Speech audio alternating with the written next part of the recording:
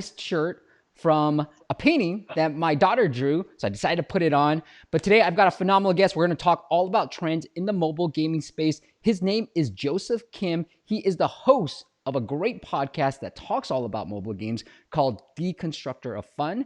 And he's been in the mobile gaming space for such a long time, having executive roles with SEGA, NBCUniversal, and so much more. So without further ado, let me introduce the guest. Let me bring him in, Joseph Kim. Joseph, how's it going, brother? It's going all right. How about yourself? Good, man. So tell me, you got this newsletter as well. Tell us about the newsletter. Yeah, so a couple of friends and I, there's a guy by the name of Kenny Liu who was formerly a revenue PM at Riot. He started a newsletter while he was at Riot that became very famous. And then we decided to kind of join forces and try to even expand the audience and add more specific editorial content and stuff like that. But it's called GG Digest. So if you go to ggdigest.com or medium.com/ggdigest, you can see some of the stuff we're working on. But for people interested in the gaming industry, I highly recommend it. Nice. And I want to give some shout outs to some people who are here with us today as well. Guitar Blast. I said, can't wait for you guys to get started. He said, me too. Thank you. And then we got David says, great. I'm looking forward to this live stream all week. Two best app development YouTubers. So you got a YouTube channel as well called GameMakers that you guys should That's check right. out. Yep. Very cool. By the way, I gotta learn a bit from you, Steve. I like the high energy intro. I gotta start adding more of that into the podcast, right? I'm sure you're like, where'd this guy come from? He wasn't here when I first was talking to him. But once I record, goes live. Yep, here it comes. So let's just get started with some of the things that you've been seeing in the mobile gaming space. What are those high-level trends that you're seeing? Well, sure. Yeah, in the games industry is very interesting because it's so dynamic and there's always lots of changes. But I think it depends on the kind of level that we want to look at. But at the company level, there's been a lot of consolidation. So whether it's Zynga or bigger companies like Playrix or companies like that have been acquiring a lot of the mid-tier game companies. And so it's been difficult for some of the mid-tier guys to kind of get to a bigger scale. And so a lot of the bigger guys have gone out. And because there was kind of like this discrepancy between public market valuations and private market valuations, they've been able to go in and kind of now it's kind of like the U.S. economy, how our middle class has been hollowed out. Yeah. So the mid-tier scale game companies actually have been hollowed out just because of all the M&A activity. I think also in terms of like the application of technology, there's been a lot of effort in terms of applying machine learning to different applications in gaming. And so the initial applications were really around user acquisition, like how do you optimize creatives? How do you dynamically adjust budget across different kinds of campaigns? But now that machine learning technology now that it's kind of been, pretty well embedded into user acquisition applications, it's now shifting to other applications like game balancing and tuning, but more specifically around generally live ops applications. And so we're now starting to see machine learning being applied, pretty strongly in the live ops space. And then I think the other thing that's just kind of interesting, probably more on a general basis for your audience, would be some of the new kinds of marketing activities happening, right? So I don't know if I'm sure a lot of people in your audience watch Twitch, but one of the things that we've seen is with Riot and Valorant, right? And so this notion of Twitch drops and the fact that, especially for shooter games, Twitch influencers have had a dramatic impact on the, sort of adoption and the consumer awareness around new types of games. And so I think that continues. And I think that Twitch, at least for, the PC console space, is becoming a very significant factor. And then probably, news that would be interesting to your audience. Maybe the one other thing that we're starting to see is the maturing of some of these creator platforms like Roblox. And so, I've done some content on Roblox. If people are interested, I suggest they check it out. But Roblox also did something with Manticore. But this is the year when we look at Roblox that we're finally starting to see professional sort of development teams start to jump on to get funded to develop Roblox games and applications. And there are newer startups like Manticore, like BuildBox, and other creator platforms that are starting to emerge. And some of those platforms are actually looking very good. Now, so for your audience, if they're interested in making games and things like that, they don't have like a deep team or technical capability, then, one of those platforms might be a way for them to gain entry into the market. I want to I'll stop it there. But No, there's a lot of things this is happening. great. And we got some questions coming in. And so as we were talking, I was trying to monitor the questions as well. And a few people, so Guitar Blast, I saw your note in there. If your game is called Guitar Blast, and Dimitri, I saw your note as well. I'll get those games. And so Joseph and I can sort of audit those games too. But let's talk about Twitch a little bit, because obviously I love content as well. What sort of things can we be doing? So the people in my audience tend to be more, I would say, the smaller studios. We do have a few people who work for the bigger companies, but they, obviously they're few there, but like a lot of them want to start their own game studios. So what can we leverage on Twitch? Is it working with these influencers to talk about our games? Yeah, so that part, I think that's not there yet, right? In terms of getting some of the, I don't think any random game developer is going to be able to get Dr. Disrespect to just start playing their game, right? Unless you give them a big stake in the game. But I do think that, it's possible to kind of look at where you are in your scale and try to find smaller guys, because certainly what we're seeing is that these Twitch influencers do have an impact. They are able to influence people to try out their games. Now, not everyone's going to, be able to get to them, but I think that, I think things are going to start to move down, that, there might be some capabilities, whether it's like Twitch drop codes or things like that, that might be more accessible to a small indie audience. But I think for right now, just honestly speaking, it probably does play better to the bigger companies out there. Have you seen anything? What are your thoughts on TikTok? I know we talked a lot about with Demetrius or Darius from Reflectly, and he's doing a lot of TikTok stuff. And we've done a few things with some of our clients who are games on TikTok. Back then it was called Musical.ly. But what are you noticing on the TikTok platform? Yeah, so I took a few weeks to really check out TikTok a lot. No, so I'm not an expert. I only used it for a few weeks, but it does seem like, one, it's definitely dangerous for older guys to be going onto TikTok. You know what I'm saying? Because it seems like it's about a few things. First, girls, it's like a stealth dating app, and a lot of people there talk about connecting to different people. It seems like they meet girls on TikTok, then they switch over to Snapchat. It seems to be a lot about like dancing, especially shuffle dancing. It seems to be more about humor and things like that. But I don't know. I know there's guys like Gary Vaynerchuk who are strongly promoting TikTok. They're like, get on TikTok, do what you can on TikTok now.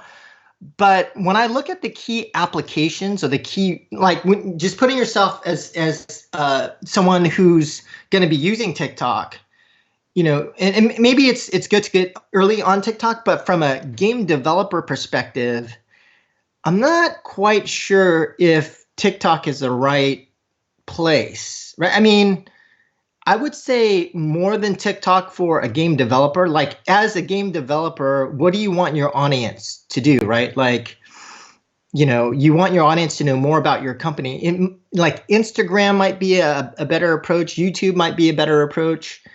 But right now, at least for me, and maybe just because I'm an old guy and I haven't been able to figure it out, but it doesn't seem like that TikTok audience is on there to find out more about games or gaming studios. So for me, I would probably focus more on YouTube, on podcasts, on blogs, on Instagram, things like that. I like it. Okay. So I want to give a few shout outs too while we're on this, because getting a lot of comments. We got Demetrios. Hey guys. Hey Demetrios. I've got Guitar Blast. So since you guys are here, we'd rather audit the people that decided to show up. So I want to take a look at that. Demetrios, I can't find your game. I'd love for you to review my game Connect for iOS. I actually searched for Connect as Joseph was talking. All I'm seeing is other games. Actually, I did find it. So I got yours. So we'll go through some of these. And I do have a few questions for Joe's here. What's up, Joe? As you talk about this. All right. People are coming in with a lot of games. You guys should have prepared. I told you guys last week. Please. So let me hit you guys with this as we try to get through some of them. If you guys want an app audit, it is at masters.com/audit. It's a Google form. Put in your name, put in your email address, put in the link to your game and some of the questions you might have. We're going to try to get to some of the games as I have a mobile game expert right here. Actually, I should point this way with me. So we're going to try to get to that. But Joseph, you want to try to get to some of these games as people are starting to ask more questions? Sure. Yeah, let's do it. Let's see. Let me share my screen with you. And then as we get to this, let me open up some games. Let's start with Guitar Blast. So here we go. Okay. So here is the App Store presence. We usually start with this. So it looks. All right. Sorry, I'm trying to Can you see this? see. Okay. Okay, there it is. I know Okay. you see a lot on my screen probably. Okay. But here's the game. So Okay. looks cool. I like the icon. I like the screenshots. Master the fretboard. Practice on your guitar with live feedback. It looks like one of the what are those? What's that old game? Is it like Guitar Hero or something? Guitar Hero. Sure. Yeah. It kind of feels that way, right? Yeah. That's what it looks like. But it looks like the interface is going, uh, landscape rather than portrait. Yeah. Yeah. And then did he integrate like a keyboard there as well? It looks like it right here. Fun and systematic. So it looks like you can learn how to play guitar, but also have fun. I think, I don't know. This is sort of what I'm getting at it. But decent. Like I've seen uglier screenshots, but I think I like this. Do you have any thoughts on this, Joseph? Where it's like, Yeah, I guess like the thing that jumps out to me is I'm not sure, is this a guitar learning app or is this a game, right? yeah, So there's I think that's what I would try to focus on, is trying to make the messaging clear in terms of, because I think from a player's perspective, when they see something, there's like innate desires inside their brain, right? The brain is looking for something, or the brain can be activated by a message. But here the message is a little bit unclear whether, okay, am I somebody looking to learn how to play guitar and have a tool that helps me with that? Or am I just looking to have fun and play a game, and I like guitar and I want to play a guitar-based game, right? And so I think in terms of like just the creatives and the screenshots, I would try to make that messaging a little bit more clear. yeah. So look, I'm looking through the long description, which Yeah. we tend to like. This is what the common Oh, mistake okay. I always see is that the description is more descriptive, but nobody reads the description than the Yeah. screenshots. But it Oh, looks like that's you play cool. with your own guitar and then you Wow. practice. That's what it seems Oh, like to that's me. cool. Yeah, it does Yeah. seem pretty cool. All right, so let's check out the app. I will show you my app, the app right here. Whoops, wrong screen. Let me go back. All right, here we go, and let's see if the comment. Okay, you see my screen now? Here, Yeah. I'm in the app. So it looks like become a better guitar. So it is. Okay. Yeah. Now that's clear. And I would just make sure that the messaging in terms of, that it doesn't, you don't have to, it's not for electric guitar. It's just any guitar, you play it. So this is it's kind of like Scoove, right? I've For never heard of piano. Scoove. Yeah. So there are some piano learning apps that I believe have gotten pretty popular. And so, yeah, I would just say that, for whatever reason, maybe it's my fault, but the messaging in terms of what this wasn't super clear to me. But maybe, maybe I'm just an idiot. But No, I think it's. I I would, had the same problem, and I think this is more clear. This visual where the iPhone is set up and the guitar is in the background, it becomes a little yeah, bit more I like clear. this image. But I would even have it be a little bit more clear, because like the guy playing the guitar is like more faded into the background.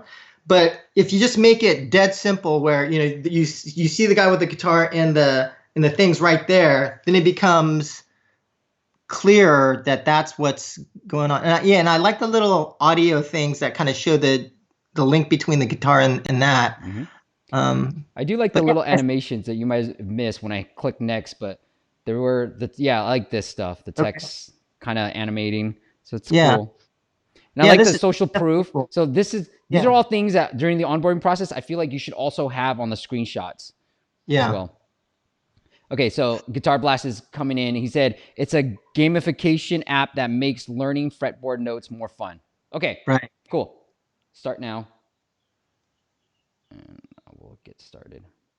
Okay, nice. Select your guitar. I wish I knew how to play the guitar.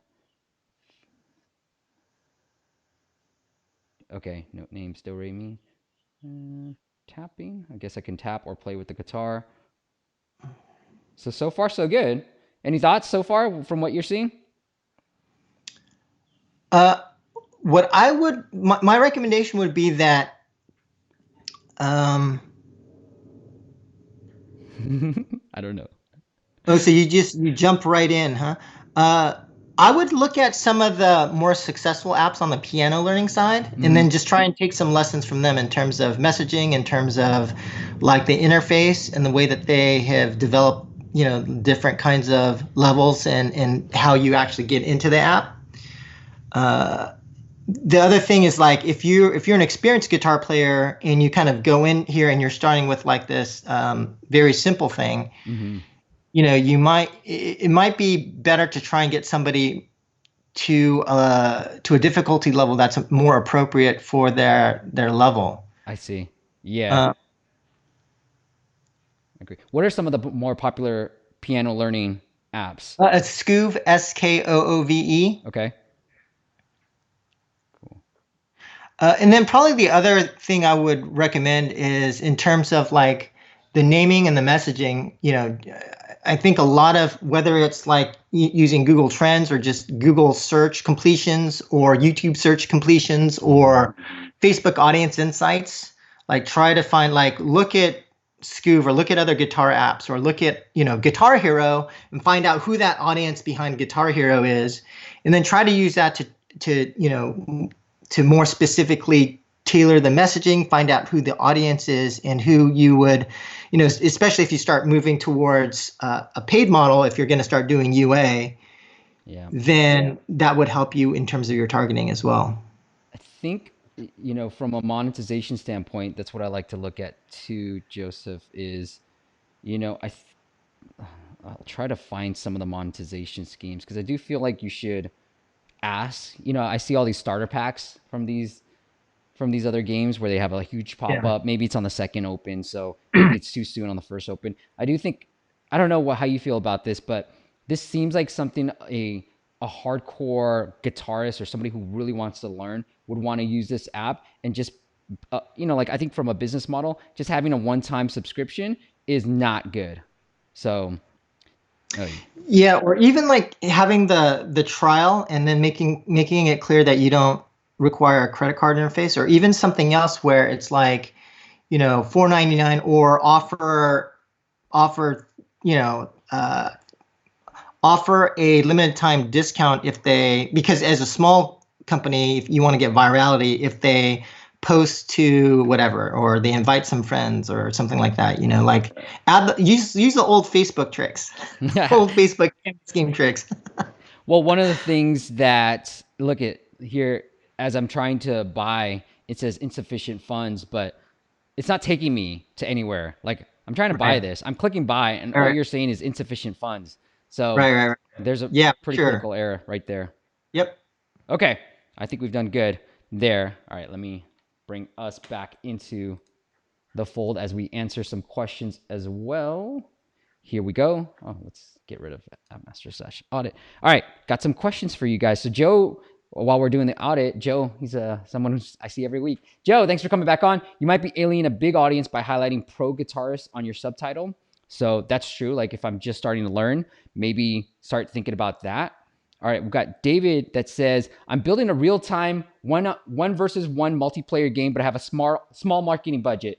What marketing method do you suggest to start with so I can build a player base? You want to start, Joe?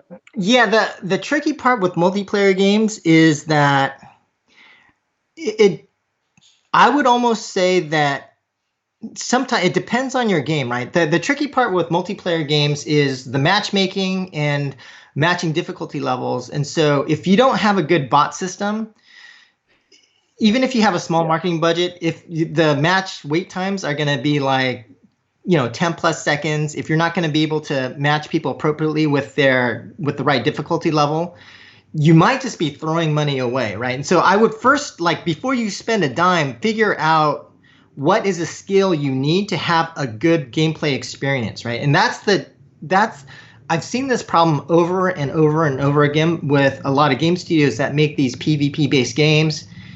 is that, the difficulty matching and match times have been a big problem. So I would say first, work on your bot technology, right? Like, get that down. Make sure that if you throw any marketing budget at this, that the players are going to be able to come in and have a good experience, right? And so even if you've botted the first few matches or whatever, then I would start to throw some money at marketing. Then I would start to, because then you can at least get an initial read in terms of your early retention, your early ARPU. I put in, some type of offer really quickly just to see if you can convert something very quickly, because, as you build up your PvP game, you're going to need that audience in order to see your ARPU curve continue to increase for you to continue to see your game become more successful. So that, it's kind of an unfortunate reality with a lot of PvP games, but it's tricky because these are the type of games that you actually do need some scale in order to be successful. I completely agree with the bot stuff. I talked to Aurora, who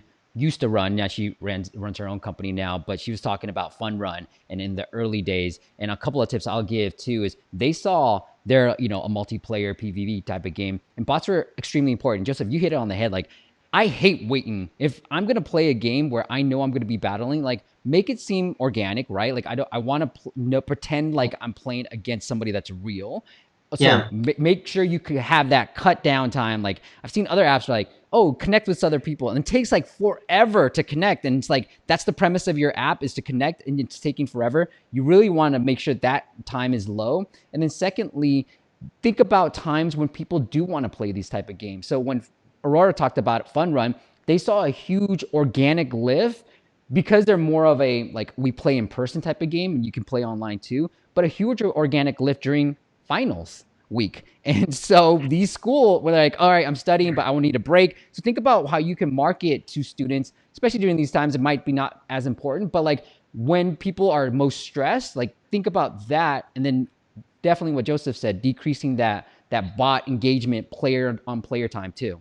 Yeah, the other recommendation I would make is just really think through, what is it going to take for you to be successful with your game. I mean, I haven't seen the game, so I have no idea. But if this is a game that does require that you don't have that bot technology, that's going to require a high CCU, I typically would recommend don't work with a publisher, like a games publisher, if you can help it. But this might be one of those situations where it makes sense. And so a company that has a scaled audience that can drive sufficient traffic to your game so that you can get that minimum audience to achieve scale. So a company like a Miniclip, for example, and if you want an intro, let me know. I can introduce you to those guys. But I definitely life is short. If you don't have what it takes to be successful, figure out then how do you bridge that gap? How do you get to the point where you're going to be successful, right? And I wouldn't be, especially for some of the smaller indie guys and for some of your early games, I would say focus on just how do you become successful first, and then maybe, like I know there's some indie guys who have dreams of making the next $1 billion game, but just try to think about your career longer term. Maybe it's not game one, maybe it's game two, game three, but for game one, don't waste your time. You know what I'm saying? Like, make sure that you can just get a single, a double, something where you can have something that you can show that's in market, that you're going to be able to be proud of and say, hey, I got this game. Maybe I didn't code everything, do everything by myself and get 100% of a very small pie, but maybe you worked with Miniclip and you're able to, get it get 3 million downloads or whatever. Then just try and get that initial successes would be my suggestion. And again, not knowing I don't even know the game. I don't know your specific situation, but just having worked with so many game developers in the past and indie game developers, I would just, please do think it through is what I would say, because I've seen a lot of game studios waste a lot of time and resources. And again, life is short, guys. Life is very short. I love that advice. All right, Joseph, I've got another one that's more of a marketing question.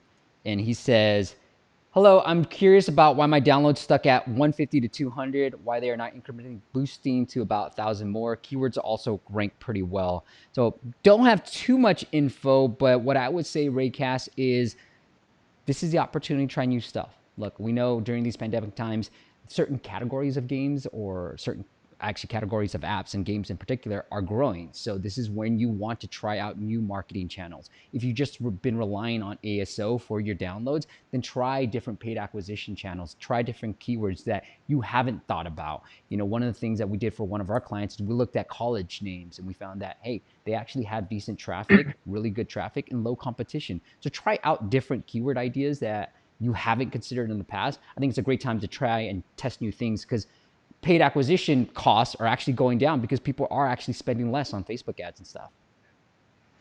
Yeah, it sounds like at 150 to 200, doesn't sound like he's doing any performance marketing, right? So it sounds like this is all organic. So I would also just try to figure out, you know, where's the breakdown? Is it, you know, so one, just try to, you know, what are your IPMs at for your category? Are they in range with the top IPMs of you know, other apps or games in your category or genre? And then what's your app store conversion, right? And so you know, is it a problem in the store, or is it the initial creative? Try to figure out what the where the problem is. I like it. Okay, let me let me ask one more question, and then we'll try to get into CoinNeck. I talked to him before, so I am super excited. All right, so this guy, he asked a lot of questions where he's developed some games already, but any tips on how I should start with no prior experience? His previous comments talked about he has some games in the App Store. He's launching a brand new one as well. But any advice for people without prior game knowledge, Joseph? Oh, well, if he has apps in the game store, that's I would say that's some experience, right? So, I mean, what's his objective? Like, is his objective to work at a game studio? Is his objective to launch a successful game? Yeah. Could you? Mostly, from what I've heard in the past, that it's usually to, you know, pretty much have their own game studio is the main objective. I think if you want to start your own game studio, then, you know, one, you know, think about a team and think about what your weaknesses are. Like, how can you find people that can complement your skill set? So maybe it sounds like you have apps in the App Store. If you're an individual, then maybe you're a great engineer. Then find a great designer. Then find a great artist. Find a small team that you can work with, so that, you know, maybe your initial games get 1,000 downloads or 10,000 downloads. But, you know, just try to like increment. Like, if this is a path you want to go in terms of like small indie, and, you know, you've got to also make money on the side, and this is kind of your side hustle for now, then I would just start to create objectives for yourself. Like, how do you get to the next level of scale? How do you get from that 1,000 to 10,000 to 100,000 to million in terms of downloads? And then in terms of revenue, how do you get from, you know, $100 to $10,000 to $100,000 and so on and so forth? And I will say that right now, because, you know, one of the trends I talked about was around how some of the big game companies are just getting bigger. There are a lot of opportunities, I would say, for small game developers with small sized games. Now, I actually wouldn't consider a hyper casual game a small kind of game, and I think that those games are actually it's not just hyper casual, it's hyper competitive. But there are areas in gaming, if you put in a little more effort, that are very attractive spaces. That are there people that can make $20,000, $50,000 a day in some of these smaller categories? Absolutely, yes. Yeah. And so the one other thing I would suggest, sorry to go on for too long on this, but so one, not only fill out your complementary team, but find your genre, find your specific game genre and game type that you want to build. And you have to know this cold. You have to be the master of the game that you're going to develop. So too many game developers I know will see a game and they're like, oh, I kind of like that game. You know what? I'm just going to work on that game. And then they make the game, but you know what? They've never finished the game. They spent less than 100 hours on that game. You don't know the game. And I'm telling you right now, if you just kind of know a game and you're going to make that game you kind of know and launch it in the market, do you really expect yourself to be successful? Absolutely not. But this is what happens 90%, more than 90% of the time with a lot of these small indie game developers. They kind of like a category. They kind of go for it because it's easy to make or whatever. And they're like, oh my God, I wasn't successful. Why? Well, you have to be the world's foremost expert in that genre and space that you're going to be going after. And you also have to bring a little bit of innovation. You have to bring that extra flavor in terms of what's going to make it more interesting to your audience. You have to know the game. You have to know the audience. So what I'm advocating for is, again, one, team. Second, know your game. You have to have incredible depth. Like it. Okay, let's get into some of the comments as well. So Guitar Blast, looks like we were helpful, Joseph. Thanks for the awesome. Thanks, that was awesome. And then David, where he said, thanks, really insightful. Right now, I'm indeed trying to make an AI to speed up matchmaking during soft launch. I want to see what scale I will need and how the AI performs. So good stuff there. And then looks like Piaxo, he's there, and he's got a learn Chinese Mandarin app that we can take a look at if we have some time later. Hey, Piaxo, I'm trying to focus more on the mobile gaming side because Joseph's here and he's got so much knowledge in that space. And so we'll try to get to your app at the very end. All right, Joseph, you ready for our next mobile gaming audit? Let's do it. Here we go. So let me go to, I need a producer. That's what I need. Okay, here we go. Number 2. All right, we are looking at Coin Connect or CoinNect. So it's kind of like Connect, but it's because I've talked to the developer here a little bit. It's a match 3 type of game where you can pretty much win gift cards. Okay. So I think I gave him the suggestion. We paid over $20,000, so it gives him a little bit social proof. Nice. Make money and cash, win real gift cards, and get paid. Really good rating so far. Looks like it's good. 4.7, 5.3 thousand. Nice. Yeah, any suggestions here? So far, I really like the screenshots. It's pretty clear on what we can do. I like looks like this is the target audience. And so I like the pictures here too. Yeah, so I would think that this audience is probably closely tied with like a social casino type of audience. And so what I would probably do is, if that's the case, so one, again, go to Facebook Audience Insights, find out, who your audience is, or try to get better insight into who your audience is. But, why? I mean, shouldn't there be like a video? Like with a lot of the slots games, there's a video, and then it's like study like the videos that are most successful with like slots games and social casino games. And, there's very specific things that they do, like, right, they'll, instead of showing the reel, they'll pull the reel out of the videos and, oh, they do have video. Great. Yeah. Yeah. But like, so some of the tricks that they would use, like, and then if the focus is on money, then, just kind of, go over, I don't know if you can go that over the top anymore in terms of like the App Store guidelines, but in terms of creative, but no, I mean, I think overall this looks pretty good. So here you got the gameplay. I think the animations are pretty good. Power up, keep going. I like how there's little text that's coming up from the very top as well. Yeah. I know it's harder for you to see. I can see you zooming in. Like, what do you see? And is this the App Store video, or this is the App Store video? So I'm in the App Store. This is their App Store listing. It used to be that App Store, the landscape videos, even though the game is portrait, would convert better. So you might want to try something like that just to see if it does convert better. It's been a couple of years since I've looked at it, but that used to be the case. I don't know about anymore. So Demetrios said, and I will get rid of us.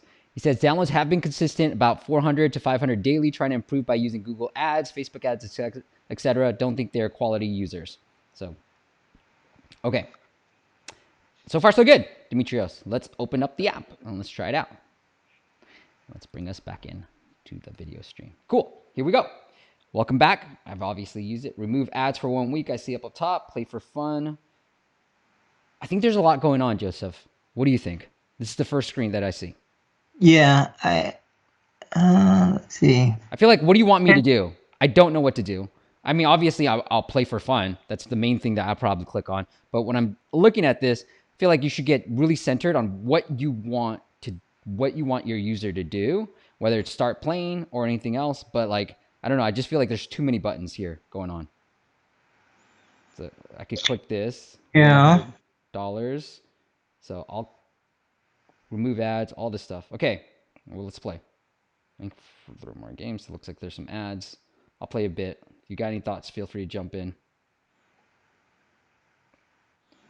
Isn't our job so fun? We just play games and talk about games.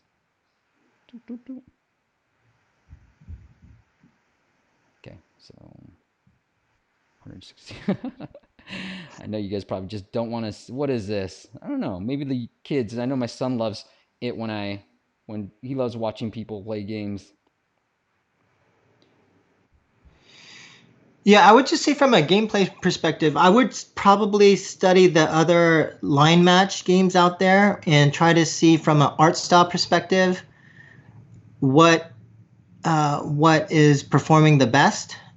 Yeah. Not to say that he needs to go out and copy the art style of like a Disney Emoji Blitz or something like that, but to just kind of study from, because like the art style does, I mean, I don't know, maybe it doesn't matter for this type of audience, Right. but in some cases art can make a pretty big difference. I would agree with you, like in terms of this screen here, I mean, so clearly he's trying to get them to play for fun. Could this screen be cleaned up a little bit? I think it could be cleaned up and simplified a little bit. But it's not it's not terrible. Yeah. I think it could be. I think certain things could be de-emphasized. Like I just feel like they all. Okay, I think we're back being live. So if you guys are back here, please leave a comment. I think I had some interruptions here. But what I was saying was, I feel like these are all the same size of a button, so it feels busy to me. Whereas if you de-emphasize it, that might be interesting. Like you can easily say like sign up to win gift cards and real money. Because look, I press these things and it looks like I have to be logged in or sign up. So things like that. And I think, remove ads for 1 week. Oh, look at that. Pay one. Is those the same button, on the top and the bottom? If it is, you probably shouldn't have both, right? Yeah. Can you guys see this? Like I see, maybe you're not seeing the pop-up. There's a little pop-up that says I can pay $1 for 1 week to remove ads or install the app from the video ad. So it seems a little confusing, but it's just a little pop-up, and I don't know why you can't see it on the screen here because it's a little thing that shows up. Okay. Yeah, overall, decent. And I think I talked to Dimitrios, and it seems like the graphics, just to your point, Joseph, he said, look, the audience seems to like the graphics. So, okay. Yeah, that's what he's been saying. All right. Are we back live, guys? I hope so. Let's see. All right, we've got some questions too, and we'll get into another app. I want to get into that. Before we leave that, I would say the one other thing that he should think about or look at so a lot of the social casino guys like events, and so I don't know what he's doing from an events perspective, but to be able to have different kinds of events in the game might be something that that would potentially help increase engagement, have something for his players to look forward to on a kind of regular expected cadence. Okay, so it looks like we are back live. Thank you, Hyper Casual Beasts. All right, I want to get to some of the questions too, and also get into the next one. Kush asks, what would you suggest using for game development on iOS? If it's just for iOS, then I would suggest, there's Unity and Unreal. I think for mobile, Unity is the market leader, so there's that. But also, if it's depending on what you're trying to do, and if there's no reason for you to be on Android, I'd look at Swift. I like that. But I build box too. Like if you want hyper casual game, build box. Yeah. Right. I guess it depends on what you're trying to build and what your objectives are. But I think the safest choice, I'm just going to have to say the safest choice is Unity. But it depends on, language choice. It depends on where you are in terms of technical skill and capability. If you want something, out of the box, if you're like an artist, definitely look at Manticore. Definitely look at, if you want to make a shooter, Manticore. If you're trying to make something else, like a build box, or if you want, super high, like if you're doing like a word game and want super high performance on low end devices, just go Swift. Just get rid of all the unnecessary, bloat and all the other stuff and all the stuff that comes with some of these frameworks as well. So it depends on the specific thing you're trying to build and your specific situation. Demetrio asks, what type of event? So he was the guy who made that. Oh, like a weekend leaderboard event, or like just study some of the. I'll tell you what. There's an incredible market research report called Liquid and Grit, and one of their key categories is social casino. I will send you a sample report that goes into the details. And for those of you who aren't aware of Liquid and Grit, you can go to liquidandgrit.com. Brett Nowak is an awesome guy, and if you tell me like the game or the app that you're closest to, I can see if Brett has a report on that, and I can only send you one report. But Brett does an incredible job of breaking down the events, what impact it had on revenue and things like that, and like really detailing how it works. Okay, yeah, that'd be awesome. Okay, Guitar Blast, does using keyword phrases improve rankings of that phrase as compared to using single words? So I'm assuming if you were like to say Guitar Hero or practice guitar, does that improve the ranking of that phrase and compared to just using guitar? So just to be clear, I haven't looked at the algorithm for a long time, and the algorithm for both Play and iOS changed, but at least back in the old days, they did use to index phrases as well as single keywords.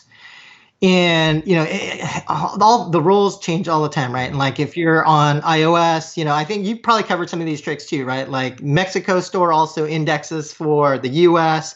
Your bundle ID, right? The bundle ID that you name, that gets indexed. Like your links to YouTube videos, the stuff that you have in the YouTube context, that gets indexed. It used to be that if you repeated a phrase or a keyword 4 times, then it would get indexed higher. Things like that. So just to be honest, I don't know what the current algorithm looks like. So I don't know, but I suspect if it's like the old days that phrases would count as well. Yeah, I've got some knowledge in this. Like, it's worth testing. Like, we've done it every which way, and sometimes it works, sometimes it doesn't. Where one client, what they did was they would actually have that phrase. So, in the keyword field on iOS, you put like guitar, comma, hero. And then what he did was guitar, comma, hero, comma, guitar, space, hero, comma, blah, blah, blah. And then he's ranking really well for some really high traffic terms. So it's worth testing. I've tried it on my end. Sometimes I've seen results, sometimes I haven't. So it's really something that you should test and see if it improves it. Because I think it's different for each app and keyword. I got an idea for you. Do you know the company GummyCube? Yeah. They're like an ASO tools company. Mm-hmm.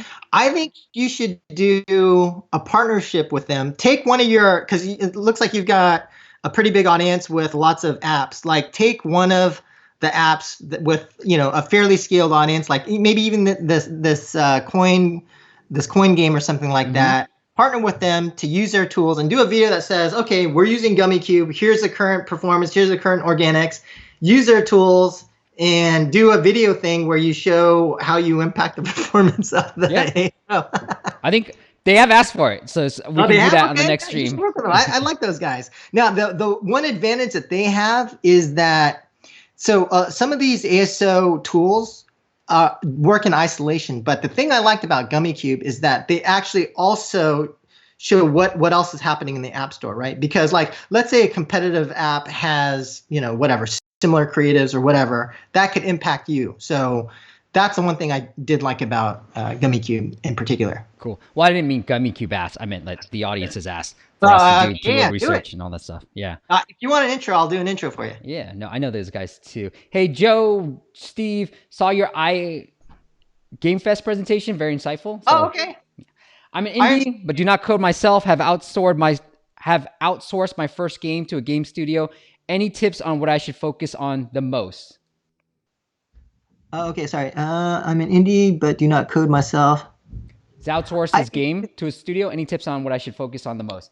Well, so again, I would ask, what is the objective? Is the objective to start in a small indie game studio? Then similar comment as before is, try to find a team. Like, Unfortunately or fortunately, game development is a team sport. It's like football, right? So if you're the world's greatest quarterback without a wide receiver, you're not going to get very far. You know what I'm saying? Yeah. Like, and it's still possible. Like, it depends on the scale that you're going for, right? And certainly with some of these tools like a BuildBox, like a Manticore, like a Roblox, I would focus on like, what are you good at? Where are your strengths? And then to just kind of get started, what does it take, right? So maybe it's to like make a Roblox game to get started. Then you make money. Then a lot of these, like there's like 16-year-olds with like a 20-person team, right? Just Yes. stuff. I mean, it's crazy. So I mean, I think the good news is that we're living in such an incredible time, right? And so yes, I think if you want scale, you should think about it as a football team. But there are opportunities with some of the creator platforms to build something, to achieve some level of success. And then depending again on your goals, to then get to, your, 100 downloads, 1,000, 10,000, 100,000, million, blah, blah, blah, blah, blah. But if the other objective is, hey, I want to get my foot in the door and I want to get into the games industry, then I would recommend that you follow the path of Steve or of me, which is, and of like a Gary Vaynerchuk, right? Which is essentially to start documenting your journey, right? Because, and actually, I actually created a presentation on this, or a video on this, on the GameMakers YouTube channel. So I highly recommend you check it out. But I call it the Brave New World. So if you go to GameMakers YouTube and search for Brave New World, I talk about how companies are going to change and how like some of the stuff that Steve and I are doing in terms of like resumes, I think have limited value today, right? So what you do, what you say, what you document, what you put in onto the web, what I call a digital footprint, becomes increasingly more important in terms of like, what are the actual things that you've done in terms of making a game or things like that. So again, if your objective is to crack into the games industry, to get a job somewhere, then start building out your digital footprint. Now, whether that's, YouTube or Instagram or blogs or whatever, that's going to be specific to what you're trying to accomplish. But that would be, if that's your objective, then I would also recommend looking at that. I love it. And he did say his objective is the studio side. Okay, got it. Is there a reason, so Hyper Casual B said, is there a reason why simple games like Pull the Pin by Popcore do well in the app stores? Is it just marketing? Well, I would say that I wouldn't minimalize marketing. Like, oh, is it just marketing? The marketing guys are going to be like, oh, is it just the game? So like, yeah. I think as creators, a lot of us often were like, we make a great game and it sells itself, right? And the marketing guys they're just like this overhead or whatever, right? But actually, marketing can make a difference. And I think I actually wrote a Medium blog post today about AppLovin, which was an ad network that became a game company. But they're kind of proof that they kind of took it to Playrix with their ads, right? Like they were incredible at making ads for match 3. And so marketing does have a big impact. I would say that that's a big thing in terms of when you look at the hyper casual space. It's not small guys, right? You've got guys like whether it's AppLovin with Lion Studios. I mean, they've raised $400 million. You got Voodoo that raised $200+ million. You've got Iron Source with Supersonic. You've got all these big guys there, and it's not just like it's incredibly. The thing I would say for a lot of the indie dev guys who are looking at hyper casual,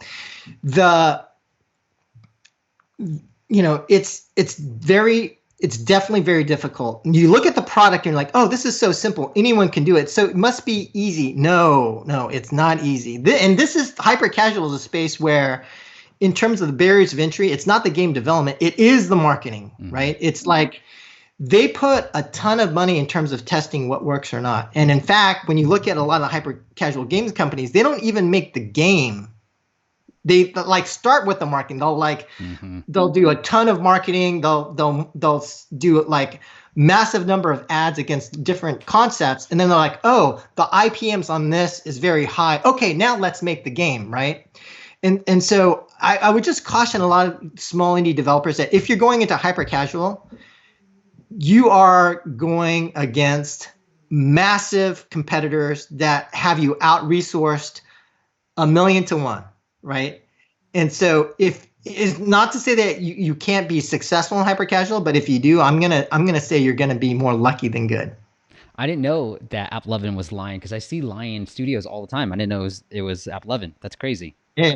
Okay, I want to give a few shout outs too before we get into another thing. So it looks like Demetrio says, thanks for the input. You're welcome. Thanks for joining us. Kush says, thanks as well. I don't know if you want to answer this question, Joseph, but David asks, when working with MiniClip, for example, so a publisher, on average, how large is the cut that you get from the revenue? Yeah. Do you So remain just to control of the be clear, game?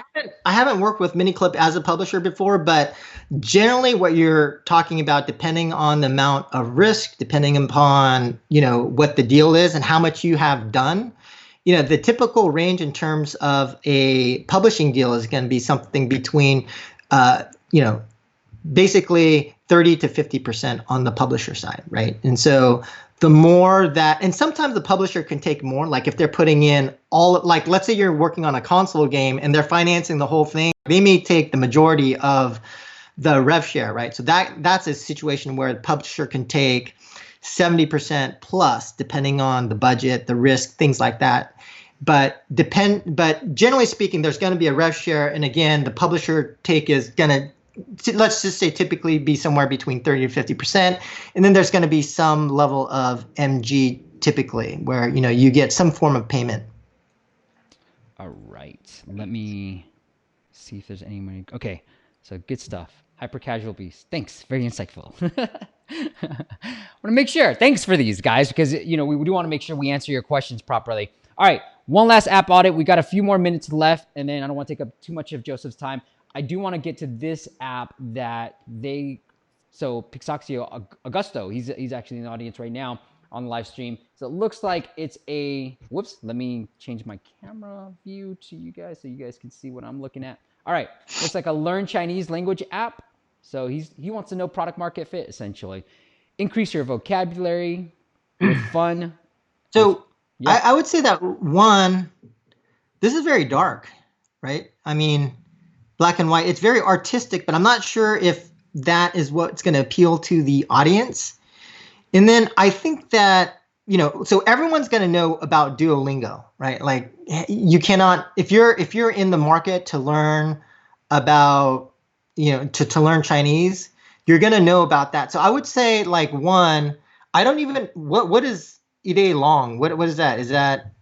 Where? Oh, I have no idea. I don't know. I like that. To me, that's a little bit confusing. What does that mean? And then I know you've got in the subtitle, learn the Chinese language now, but, I would suspect, like, again, do the, Google search completions, YouTube search completions, look at Facebook audience insights. But for someone looking to learn Mandarin, are they even going to know it? A lot, you can't say that, like, there are going to be some people who want to learn Chinese that don't know the difference between Chinese or Mandarin, right? So maybe Chinese should be, I would say, like, maybe it should be, I don't know. Well, so a couple of things. One, think about the title, and then also think about the focus.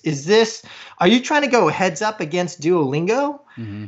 In which case I would be like, wow, that's going to be very difficult. And so then, but maybe it's more about flashcards, right? Like it's, and so maybe it's like Mandarin flashcards : learn Chinese now, right? And so like I would think a little bit more strategically in terms of how you fit as more of a, if there's a much bigger competitor, and I don't use Duolingo, but I know of them, but as a complement to some of the bigger guys, so that you can, as a smaller developer, carving out your niche, how are you going to be, like, play to your strengths? How are you going to be different and capture a more specific audience? It's the beachhead strategy, right? Like, why is someone going to use your app instead of Duolingo's? And then if the perspective is, well, I'm just going to try and make something that's not as good as Duolingo, then I don't know, dude, because then you're also combating, like the creatives and the copy. I would try to make that pop a lot more. I would try to add a video, right? Like if the messaging in terms of how you're different is more complicated, add a video ad of some kind that kind of really explains, what you're doing. And oh yeah, I did try this game out. One of the things that kind of a couple of points. One was on some of the screens you couldn't tell whether something was a button or not a button. Mm-hmm. And then in terms of the game, you had forced timers in there where you had to like. Oh, are you talking about this app right now? I can go into Yeah, it. yeah. Like that dragon, you have to like you can't like speed it through. You have to wait for that thing. Like what I'm saying? Like this is 4 or whatever, and then you have to wait for the dragon to go all the way up. Like let them. you're gonna lose everybody because no one wants. We're in a instant gratification society. If you're gonna make someone wait for that dragon to go all the way to the top, you're just gonna lose everybody. Right. Let me try to make sure that this is coming on properly. Okay. So, you guys able to see my minus everybody there? You guys, I don't know. So, hey, if you're in the audience, please let me know if you're able to see the Learn Mandarin app. On my studio thing, I'm only seeing the coin thing still. But we'll go through this real quick in the beginner. I do think that the market, if you're looking for product market fit, like go on App Annie, find the different Mandarin learning Chinese apps out there, see what's top grossing. You can go to Sensor Tower, you can sign up for that free plan, find out what their revenues are, and then you can see like, hey, there's a product market fit or not. So it's a very simple way of doing that. Yeah, I would also like and because it's not clear what the differentiation is and things like that, you want to give players a chance to get into your app before you hit them with ads and hit people with ads immediately. Like wait 3 or 4 or 5 game sessions before you start prompting for ads. And also I got a notification for notifications as soon as I hit an ad. That's like the exact wrong time to prompt for notifications, right? Like Got it. Ad, boom, sign up for notifications. It's like, like that's not good.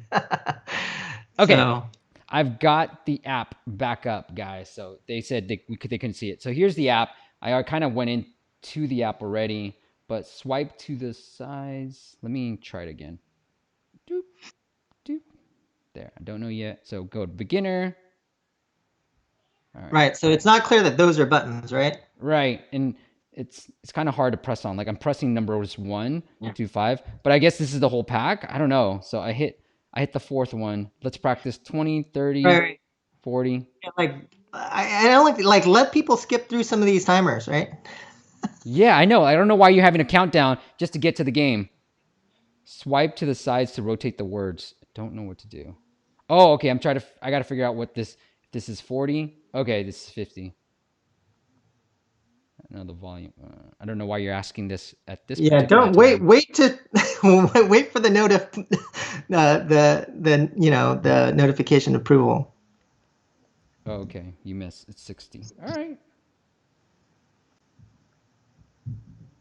This is kind of slow.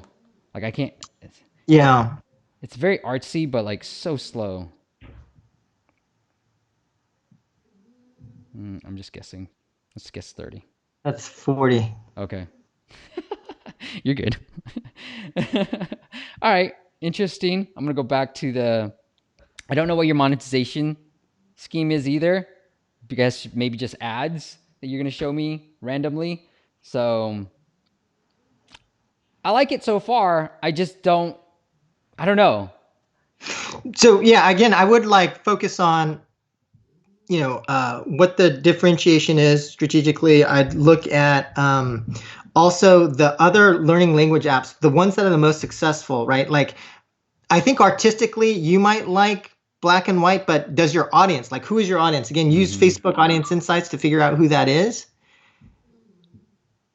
And yeah, I don't know, like some of the little stuff like the UI, UX, the push notifications and stuff like that. Like I would fix that easy stuff. Like that's really easy stuff, right? And then definitely don't wait for the ads. Let players actually like your game before they like convert out, Like it. All right, if you have to run, Joseph, feel free to do so. I'll get to some of these questions as well at the very end. So here's one that I think it would be great for you. Kush asks, what are some marketing tactics I should be doing pre-launch for my Battle Royale app?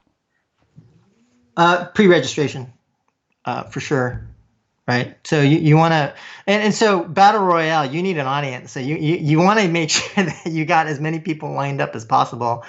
And this just goes back to like, we already talked about like the issue with PvP games, but especially for the small indie guys that, they love, I love PvP games,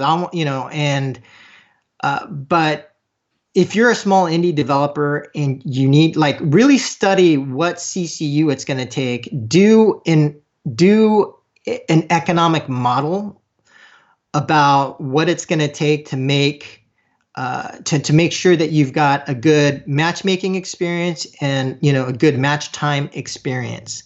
Figure that out, and then as you're going into launch, you definitely also want to make sure that you understand the impact of those types of things to your game performance. And so whether you're looking at, okay, what is the retention of my players based upon the types of match times that they're seeing? So if they see large match times, then does that have a detrimental impact? Yeah, no. I was muted on the live stream, but not muted on Skype. Oh, so sorry, okay. I was talking to my dog. She's snoring like crazy, so I'm trying to mute myself. Got it. Well, I would just say, make sure that you understand what the impact of, some of those things are to your retention, to your monetization, things like that. And so really think through, I highly recommend this notion of having a key risks table. What are the key risks for your game that would potentially lead to you not being successful? And so if that is CCU, matchmaking, load times, things like that, then start to make sure you instrument those variables, right? And then try to understand, okay, if match times are over 15 seconds, then our retention drops by this much, and it's not that good. And so figure out what you're going to need to get to. And then as you start to scale your game, as you start to improve your game, you'll know what your targets are. Okay. And we've got time for a few more questions before I got to run. True Dreams, he's somebody who's in YouTube's comments a lot. I have a question. What is the lifetime value of a hyper-casual game, an average lifetime value for a hyper-casual game? Well, I would say that the payback windows are pretty fast. I mean, that's the one big advantage of hyper-casual. Now, in terms of LTV, I don't know. That depends on your CPMs, right? Because they're largely ad-driven. CPMs have been dropping. But I would say that some of the best hyper-casual games will pay back in 7 to 14 days. But the lifetimes, right? The average retention days of these hyper-casual games is also not going to be very long. Yeah. So that's why they're intended for the players to come in to watch a bunch of ads for 7 to 14 days and then to never come back. And then you also want to cycle through a lot of ads to get them onto the next hyper casual game right after that, right? It's very, very very peak driven. And then you're trying to line up, the hyper casual publishers are trying to line up their games so that's okay, there's this hit and this hit and this hit and this hit. And not to say that is how it always happens. So, there's certainly a lot of hyper casual games that have shown a lot of very long lifetimes and have been able to sustain audience, whether it's Agario or whatever. But a lot of the hyper casual games are generally designed to pay back really fast, and unfortunately, the average retention days lifetimes are pretty short. Yeah. Okay. Looks like we answered. Thanks for the tips for the Mandarin app. I'll work on all what you said. So let us know what happens after that. Please keep us posted. And one last question. I know there's a bunch that I can't get to. There's a lot of questions about how do I increase downloads? Look, it's a long journey. I don't know if there's one answer that I can give and so app specific. True Dreams asks, another question, what is the best way to market a game? What will be the best platform to start? Joseph, Facebook, Google, what would you suggest for that? You mean from a performance marketing perspective? Yeah. Yeah, I would Facebook and Google. I would start with Facebook and then kind of go to Google. The thing about Google is that in terms of the time it takes for their algorithm to, the ARPU curves are generally a little bit more back end heavy than on Facebook. Like Facebook, you can generally get to higher ARPUs. And so like, especially for smaller companies where, and I don't know about the most recent, like today, but certainly as of like a year ago, it was still the case, and for a long time, where Google, you might initially think, oh, geez, Google's not performing as well as Facebook, but then you wait, and then the ARPU curve just keeps continuing to rise and rise and rise. So like, if you're just starting out, I think for early gains, I would be looking more at Facebook than Google, but certainly Google's a very viable ad platform. And then just depending on your type of game, right? So like if you're hyper casual, you need to be on the other ad networks and stuff like that. But yeah, if you've got a game and you want to start testing stuff out, I would look at Facebook. And I do have, for some of you guys interested in how you actually execute some of those things, on the GameMakers YouTube channel, there are a few videos that I think that would be helpful. We have a series called UA Coffee Talk, and also in terms of ad creatives, which make a huge difference. There is a company called Superscale that has pushed a number of games to top 10 free, and the head of their UA, Mate Lansarek, has done a video interview with me, so you could check that out on the GameMakers YouTube channel as well. Nice. So I'll try to link all that into the description after this stream as well. The fitness studio, sorry, fitness hashtag. I'm going to get to it next week. I promise. You're on number one on deck for next week. So thanks for joining. We don't have too much time. Guys, thank you guys. I am very humbled and grateful for all you guys that join us live. And I know you guys watch this on the back end as well. What we're going to try to do is take this stream and put it on the podcast so you can listen to it as well. Listen back to some of the great tips that Joseph provided. Again, Joseph Kim, go check him out. It is GameMakers on YouTube. Also, the host of the Deconstructor of Fun podcast. Joseph, if the audience wants to follow up with you anywhere else, do you want to send them anywhere else? Yeah, so GG Digest, you can sign up for the newsletter at ggdigest.com, and you can also just message me on Twitter or Instagram, just JOKIM, the number one, Awesome. JOKIM1. So next week, guys, what we got in store is, if you guys want that app audit, show up live, step one, fill out this form at masters.com/audit. Next week, I got my friend Daniel Vasquez. He's out in Singapore, so he's staying up late. We're going to talk all about pre-launch strategies, app launch strategies, and then help you develop. He's got a development company, and he's going to help you figure out to take your idea to actual launch. So that's going to be 9 a.m. Pacific time every Friday. I'll be joining live again, 9 a.m. Today we did it early just for Joseph because I wanted to have him on, but usually 9 a.m. is when we'll be doing it. Joseph, thank you so much for coming on doing this, man. Thanks a lot, Steve. Thank you guys for listening, watching, doing whatever you are, and I'll see you guys next week. Bye.